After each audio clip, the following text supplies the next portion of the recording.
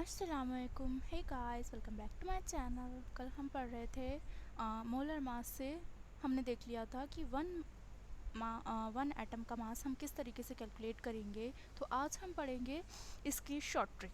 कल हमने बहुत लंबा चौड़ा फॉर्मूला देखा था कि अगर हम इतनी एंटिटीज़ का मास देखें तो इतना होगा, और फिर हम वन एटम का मास कैलकुलेट करें तो वो इतना होगा।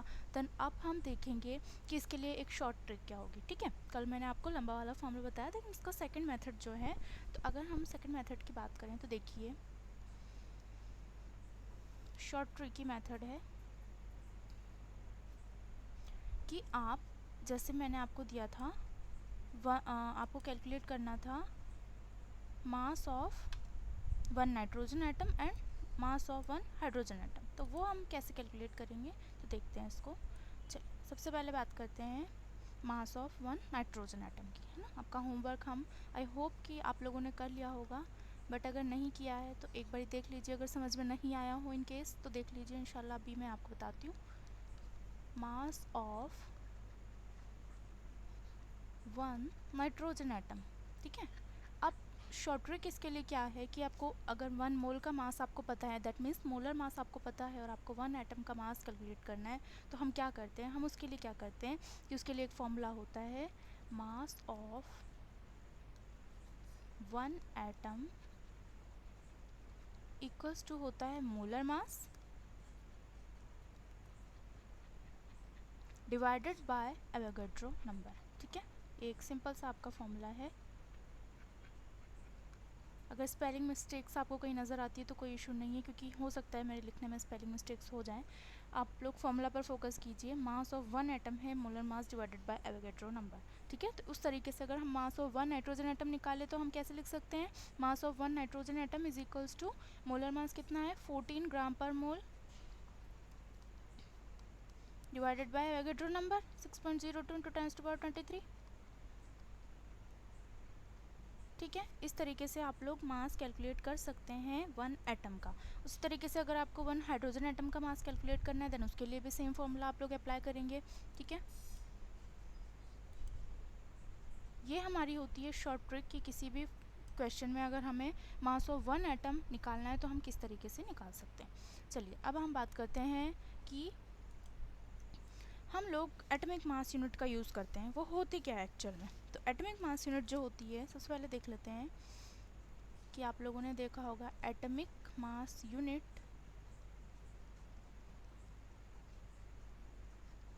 जिसको हम AMU भी लिखते हैं, और आजकल हम इसे यूनिफाइड मास भी कहते हैं, तो हम इसे U भी लिखते हैं।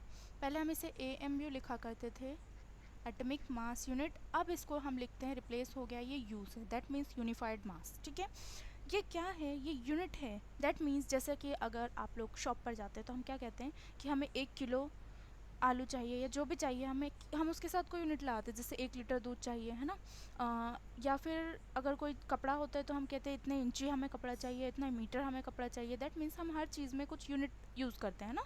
जैसे हमने कहा 5 किलो आलू, ठीक है, यहाँ पर ये एक अमाउंट था और इसके साथ में एक यूनिट थी। ठीक है, किलोग्राम एक यूनिट थी।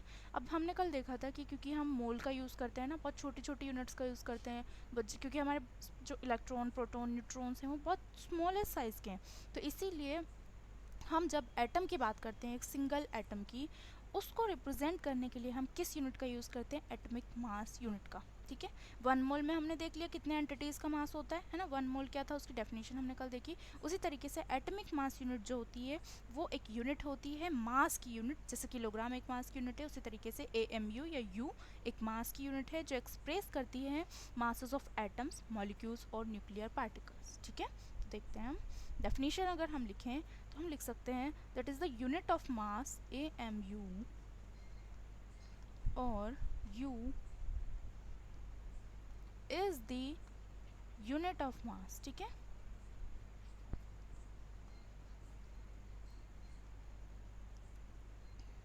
टू एक्सप्रेस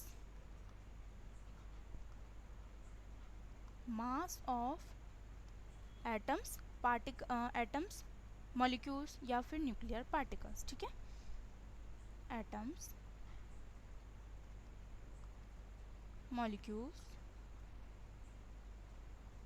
और न्यूक्लियर पार्टिकल्स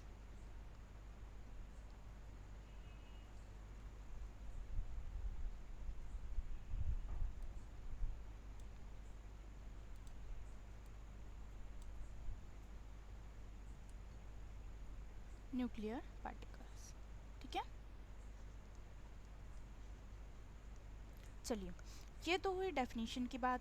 अब अगर हम देखें, जैसे हमने देखा था कि इसको रिप्रेजेंट करने के लिए एक सिंबलाइज डेफिनेशन भी होती है, कि जिस तरीके से हमने मोल की डेफिनेशन देखी थी कि 12 ग्राम ऑफ 12C में जितनी भी एंटिटीज़ होती हैं उन सबको कहते हैं, उसी अमाउंट को हम 1 मोल कहते हैं। उसी तरीके से इसकी सिंबलाइज्ड डेफिनेशन है, जिसमें कुछ सिंबल का यूज़ करके डेफिनेशन जिस किसी और से रिलेट करके जिसमें डेफिनेशन को बताया है, वो आपकी डेफिनेशन क्या कहती है, वो उस डेफिनेशन के अकॉर्डिंग क्या है कि जो एटॉमिक मास यूनिट है वो मास होती है जो कि इक्वल है 1/12 part of a single atom of 12C carbon atom.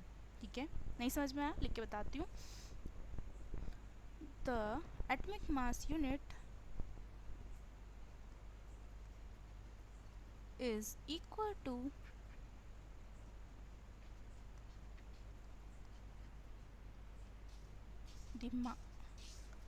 the 1/12 mass of a single atom of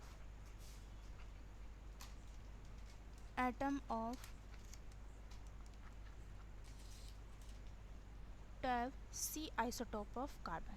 ठीक है, उसके एक एटम के 1/12 पार्ट, ठीक है, मीन्स एक एटम है आपका 12C का, उसके भी 1/12 पार्ट के इक्वल होती है आपकी एटॉमिक मास यूनिट, जिसको हम डाल्टन भी कहते हैं।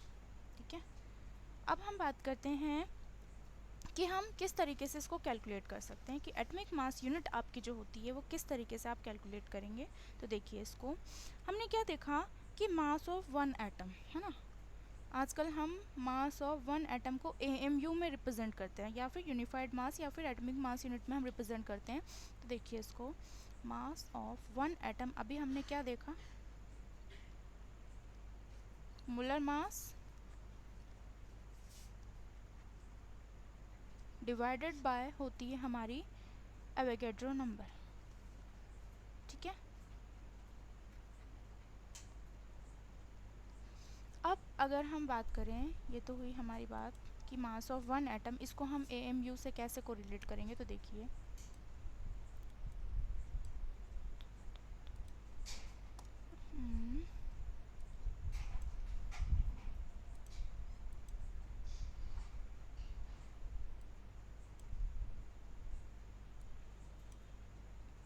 एक मिनट में भी कुछ टेक्निकल इशू है।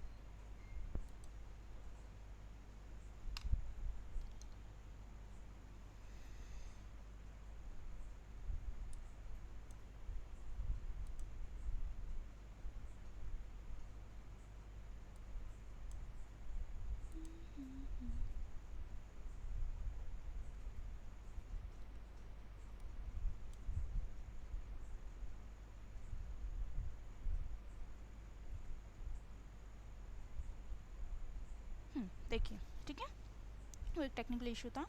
तो अब हम देखते हैं कि जो एटॉमिक मास यूनिट 1 AMU जो आपका होता है, वो आपका इक्वल होता है 1.66 इंटू 10⁻⁻24 ग्राम्स के।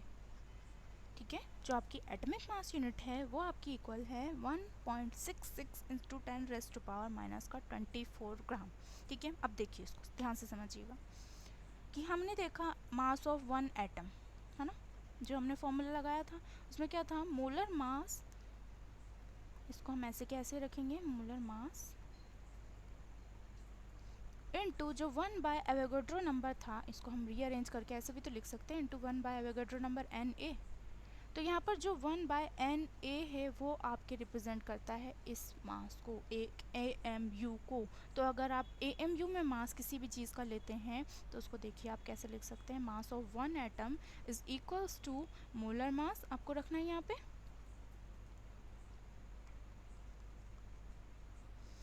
इंटू 1.66 इंटू 10⁻⁻24 ग्राम। या फिर अगर हम इसी चीज़ को AMU में लें तो इसको अगर हम एग्जांपल से लें तो ज़्यादा समझ में आएगा। जैसे कि देखिए,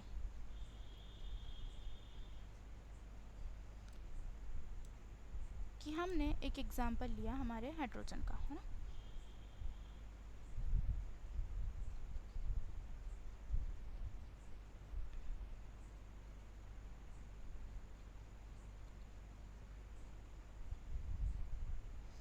कि मास ऑफ वन हाइड्रोजन एटम अगर हम देखें तो वो हो जाएगा,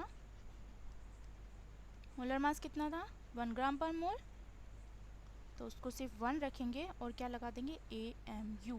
अब हमें इतनी बड़ी कैलकुलेशन करने की ज़रूरत नहीं है, अब हम mass of one hydrogen atom क्या लिख देंगे 1 AMU, क्योंकि हमें पता है इसका मोलर मास कितना है। और अब जब हमने कैलकुलेट कर लिया है तो उस फॉर्मूले के अकॉर्डिंग जब भी हमने AMU का फॉर्मूला देखा उसमें हम ऐसे लिख सकते हैं। उसी तरीके से अगर हम mass of one nitrogen atom देखें तो कितना था नाइट्रोजन एटम का मोलर मास 14 ग्राम पर मोल, तो यहाँ पर सिर्फ 14 लिखेंगे और जो आपका AMU, ठीक है। ग्राम में अब जब इसको कैलकुलेट करेंगे तो आपको वापस से AMU को खोलना है और अब आप इसको ग्राम में भी कैलकुलेट इजीली कर सकते हैं। ये आपकी शॉर्ट ट्रिक्स ने कुछ, ठीक है। उसके पीछे का लॉजिक मैंने आपको समझा दिया है। Mass of one oxygen atom अगर हम देखें तो वो भी इसी तरीके से आप कैलकुलेट कर सकते हैं। क्या होगा, कितना था मोलर मास 16 ग्राम पर मोल, और उसकी जगह अगर हम इसको AMU में तो ये AMU आया समझ में। इस तरीके से हम कैलकुलेट करते हैं कि एटॉमिक मास यूनिट में अगर किसी भी चीज़ को हमें कैलकुलेट करना है तो वो हम ऐसे कैलकुलेट करते हैं। चलिए अब देखते हैं कुछ और क्वेश्चंस। तो कुछ जो हमारे क्वेश्चंस थे वो हम देख लेते हैं।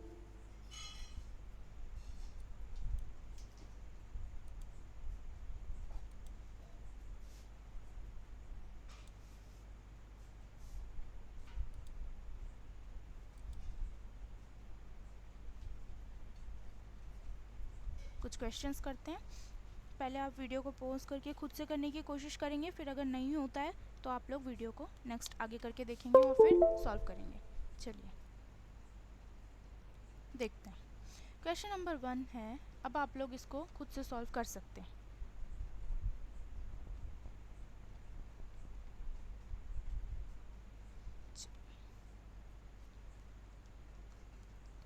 अगर आपके पास mass of 1 mole of hydrogen 2 gram है तो आप 10 ग्राम ऑफ जो हाइड्रोजन है उसका मास कितना होगा, ठीक है। क्वेश्चन को ज़रा समझिए। इफ़ गिवन है mass of 1 mole of hydrogen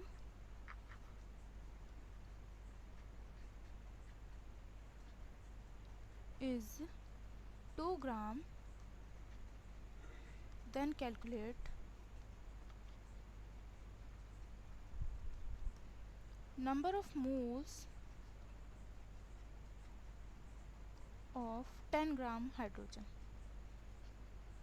कैसे कैलकुलेट करेंगे,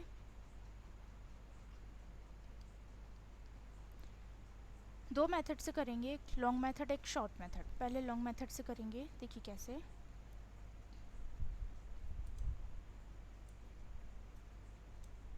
मेथड 1 है ना,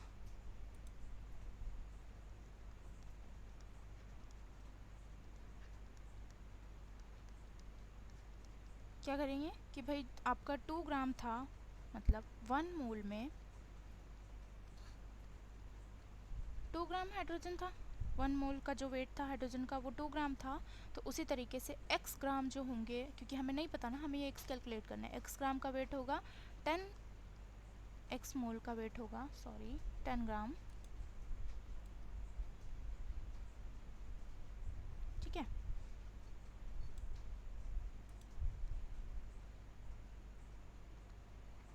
x मोल का वेट होगा 10 ग्राम। तो अब यहाँ पर x कैलकुलेट करना है तो क्या करेंगे, 1 डिवाइडेड बाई इक्वेशन 1 को डिवाइड कर देंगे इक्वेशन 2 से, ठीक है।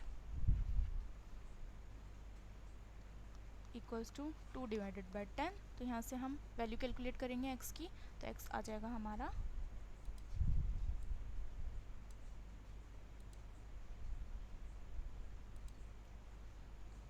x will be equals to कितने ग्राम आ जाएंगे आपके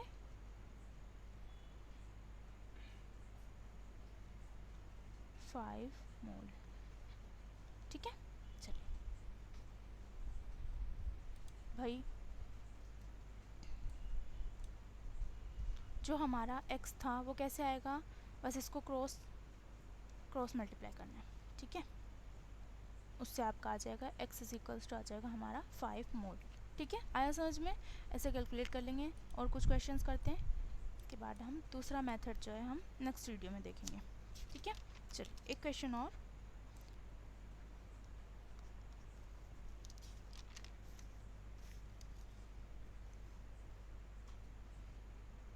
calculate the number of moles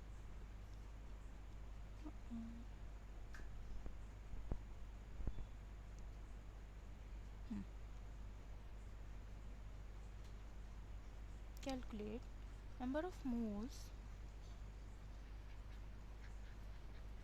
in 64 gram of oxygen. ठीक है, ऑक्सीजन कैसे कैलकुलेट करेंगे? नंबर ऑफ मोल्स का हमने फॉर्मूला देखा था, मास डिवाइडेड बाय मोलर मास। ठीक है, हमें मास गिवन है और मोलर मास डालना है और उसके बाद हम कैलकुलेट कर लेंगे हमारा नंबर ऑफ मोल्स। तो हमारे पास मास कितना दिया हुआ है 64 ग्राम, 64 ग्राम, और मोलर मास हमारा होता है ऑक्सीजन का। जब आपको नहीं बताया तो दैट मीन्स डाई ऑक्सीजन होगा, तो ये हमारा होगा 32 ग्राम पर मोल। अगर हमें ऑक्सीजन एटम देता तो हमें वो क्या देता कि जो है हमें ऑक्सीजन एटम्स की बात हो रही है, लेकिन नहीं बताया, दैट मीन्स वो ऑक्सीजन डाई ऑक्सीजन की बात हो रही है। ठीक है, तो ये हमारा आ जाएगा 2 मोल। ठीक है, इस तरीके से एक और कैलकुलेशन करते हैं।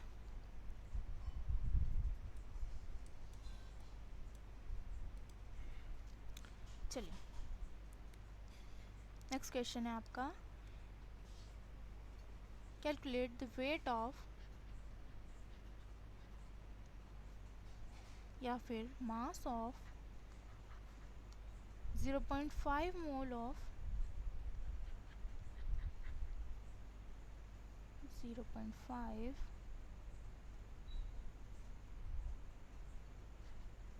Mole of glucose. इसके लिए क्या चाहिए, हमें ग्लूकोज का फॉर्मूला पता होना चाहिए। ग्लूकोज का फॉर्मूला क्या था, कल भी एक क्वेश्चन में मैंने बताया था। तो इसको सॉल्व कैसे करेंगे, वीडियो को पॉज कीजिए और आप लोग सॉल्व करने का ट्राई कीजिए, देन वीडियो को आगे देखिएगा। क्या दिया हुआ है हमें दिया हुआ है ग्लूकोज। ग्लूकोज का फॉर्मूला क्या होता है C6H12O6। ठीक है, मोलर मास कितना होगा इसका मोलर मास होता है 180 ग्राम पर मोल। ठीक है, क्या करना है, नंबर ऑफ मोल्स कैलकुलेट करने हैं, नंबर ऑफ मोल्स दिए हुए हैं, मास कैलकुलेट करना है। नंबर ऑफ मोल्स के लिए फॉर्मूला क्या था, मास divided by molar mass.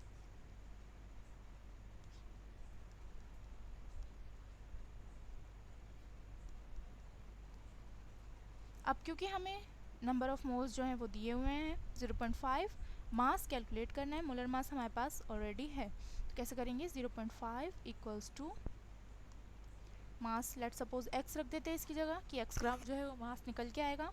Molar mass आपका 180 है, तो आपका आंसर क्या आएगा 90 ग्राम। ऐसा समझ में, इस तरीके से हम कैलकुलेट कर सकते हैं कि अगर हमारे पास मोलर मास है तो हम जो है सिंपली अपनी कैलकुलेशन कर सकते हैं। ठीक है, अभी की वीडियो में इतना ही।